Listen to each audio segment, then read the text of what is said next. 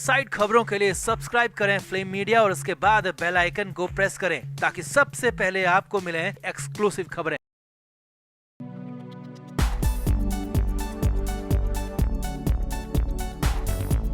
लोकसभा चुनाव नतीजे आने के बाद लगातार इस बात की चर्चाएं हो रही हैं कि क्या उद्धव ठाकरे और उनकी पार्टी एक बार फिर से बीजेपी के साथ चले जाएंगे, क्या उद्धव ठाकरे फिर से एनडीए का दामन थाम लेंगे। तो इस पर तरह तरह की बातें तो आ रही हैं। साथ ही उद्धव ठाकरे गुट की बीजेपी नेताओं के साथ बातचीत होने की भी खबर है, लेकिन संजय राउत और आदित्य ठाकरे ऐसी किसी भी बातचीत को खारिज कर चुके हैं। लेकिन अब उद्धव ठाकरे को इसी बात को लेकर नया झटका लगा है। इस बार भरी मीटिंग में उनके ही अपने नए नवेले सांसद उन पर ही भड़क गए। जी हां, उद्धव ठाकरे के सांसद उन पर ही नाराज हो गए, भड़क गए, बुरी तरह से चिल्लाने लगे। तो क्या हुआ मीटिंग रूम के अंदर, सब कुछ आपको दिखाते हैं, बताते हैं। आप भी इस वीडियो को शेयर करें और कमेंट करके अपनी राय जरूर दें। तो उद्धव ठाकरे की पार्टी को महाराष्ट्र में लोकसभा की 9 सीटें मिली हैं और काफी अच्छा प्रदर्शन महाविकास अघाड़ी ने किया है। लेकिन इस पर खासा बवाल मचा है क्योंकि उद्धव ठाकरे के गठबंधन ने जरूर अच्छा प्रदर्शन किया, मगर उद्धव ठाकरे की पार्टी ने वैसा प्रदर्शन नहीं किया जिसकी उम्मीद खुद ठाकरे कर रहे थे। और इसी बात को लेकर पार्टी के अंदर बवाल मचा हुआ है। मीटिंग के दौरान भी इसी बात को लेकर हंगामा हुआ। असल में महाराष्ट्र में उद्धव ठाकरे की पार्टी गठबंधन में सबसे बड़े भाई की भूमिका में थी और सबसे ज्यादा 21 सीटों पर भी शिवसेना यूबीटी ने ही चुनाव लड़ा, लेकिन वो आधी सीटें भी नहीं जीत पाए। सिर्फ 9 ही सीटों पर उद्धव ठाकरे के कैंडिडेट जीते, जबकि कांग्रेस ने सिर्फ 17 सीटों पर चुनाव लड़ा और 13 जीत ली। और सांगली में कांग्रेस समर्थित निर्दलीय उम्मीदवार की जीत को मिला लें तो कांग्रेस की 14 सीटें हो गई, जबकि शरद पवार की पार्टी सिर्फ 10 सीटों में लड़ी और 8 में जीत ली। अब कहानी इसी को लेकर खराब हो गई। उद्धव ठाकरे ने अपने नए सांसदों की मीटिंग ली और इसमें कई बातों को लेकर चर्चा हुई। अब उसमें इस बात पर भी चर्चा हुई कि सबसे ज्यादा सीट पर लड़ने के बाद भी कैसे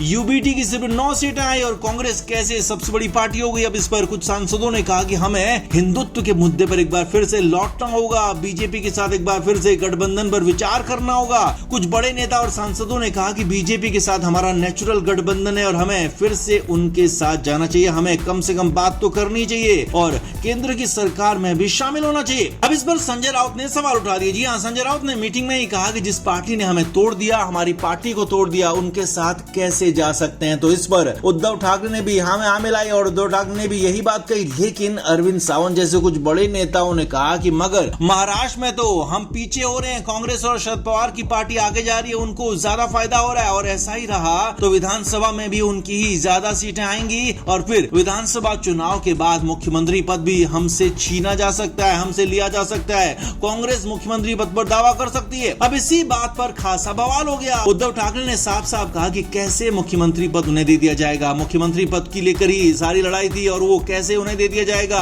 उद्धव ठाकरे से फैसले पर पुनर्विचार करने की मांग की गई क्योंकि ज्यादातर यूबीटी के सांसद चाहते हैं कि एक बार फिर से हिंदुत्व के मुद्दे पर लौटा जाए, बीजेपी के साथ गठबंधन करके केंद्र की सरकार में शामिल हुआ जाए और विधानसभा चुनाव भी बीजेपी के साथ ही लड़ा जाए। लेकिन उद्धव ठाकरे कांग्रेस और शरद पवार के साथ रहने पर अड़े हुए हैं। इसी को लेकर सांसदों ने खासा विरोध किया, हंगामा हुआ। हालांकि बाद में हंगामा कर रहे लोगों को समझाया गया, मगर ये बड़ा सवाल तो यहाँ पर ये खड़ा हो ही गया कि महाराष्ट्र में उद्धव ठाकरे और शरद पवार को लेकर जो सहानुभूति की लहर थी उसका सबसे ज्यादा फायदा कांग्रेस को मिला है, ये सबने देखा है। लिहाजा विधानसभा चुनाव को लेकर खुद उद्धव ठाकरे भी इस मीटिंग के बाद खास घबराए हुए हैं। उन्हें भी लग रहा है कि कहीं ऐसा ना हो जाए कि कांग्रेस उनसे बड़ी पार्टी हो जाए और उन्हें एक बार फिर से महाराष्ट्र में बड़ा झटका लग जाए। अब देखना होगा कि उद्धव ठाकरे के सांसद आगे क्या रुख अपनाते हैं, उद्धव ठाकरे खुद क्या फैसला लेते हैं। तो आपका इस पर क्या कहना है? क्या वाकई में उद्धव ठाकरे को बीजेपी के साथ चले ही जाना चाहिए या फिर बिल्कुल नहीं जाना चाहिए? आप क्या मानते हैं? कमेंट करके जरूर बताएं, वीडियो को शेयर भी करें।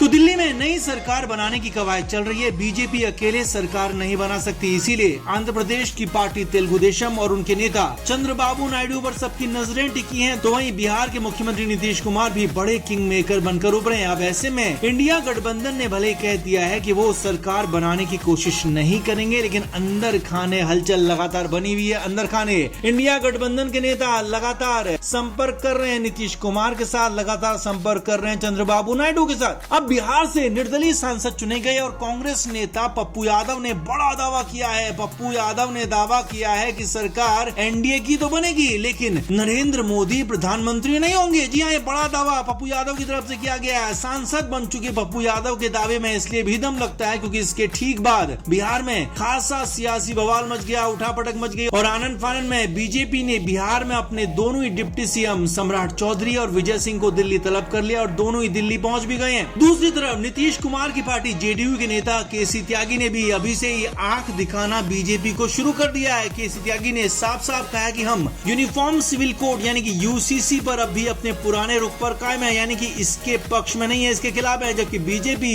इस बार हर हाल में यूसीसी पास करवाना चाहती है, पूरे देश में लागू करवाना चाहती है। साथ ही साथ केसी त्यागी ने कहा है कि अग्निवीर योजना का बहुत विरोध हुआ है और इसमें भी बदलाव होना चाहिए, यानी कि सरकार बनी नहीं है, तकरार अभी से शुरू हो गई है। आगे देखिए, तीसरी बात, टीडीपी नेता यानी कि चंद्रबाबू नायडू ने कहा है कि वो सरकार में शामिल नहीं होंगे। जी हाँ, बड़ी खबर सूत्रों के हवाले से है कि उन्होंने कहा है कि वो बाहर से समर्थन देंगे, यानी कि केंद्र की सरकार नई वाली बेहद कमजोर होने वाली है। चंद्रबाबू नायडू ने स्पीकर का पद मांगा है और कहा है कि वो सरकार को बाहर से समर्थन करेंगे। यही नहीं, दिल्ली एयरपोर्ट पर चंद्रबाबू नायडू की इंडिया गठबंधन के नेता और तमिलनाडु के मुख्यमंत्री एमके स्टालिन से मुलाकात भी हुई है। दोनों के बीच में काफी अच्छी दोस्ती और माना जा रहा है कि दोनों के बीच में काफी कुछ बातचीत हुई है और उसके बाद ही चंद्रबाबू का मन भी बदल चुका है। अब चौथी बात, एक और बड़ी बात है, संजय राउत। जी हाँ, महाराष्ट्र में उद्धव ठाकरे की पार्टी के बड़े नेता प्रवक्ता और संजय राउत ने साफ साफ कहा है कि बीजेपी के पास बहुमत नहीं है और आज की रात बहुत कुछ होने वाला है। या तो बीजेपी की सरकार नहीं बनेगी, इंडिया गठबंधन सरकार बनाएगा, या फिर बीजेपी की सरकार बनेगी, एनडीए की सरकार बनेगी तो मोदी इसका चेहरा नहीं होंगे, प्रधानमंत्री पद पर नया चेहरा होगा। ये दावा संजय राउत ने भी कर दिया।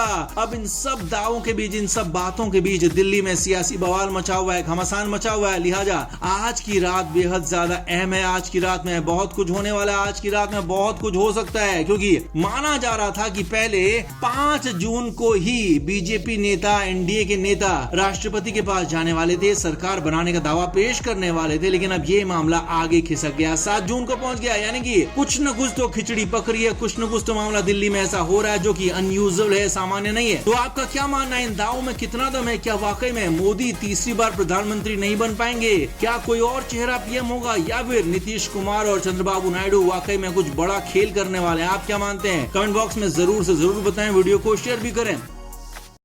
Flame media report.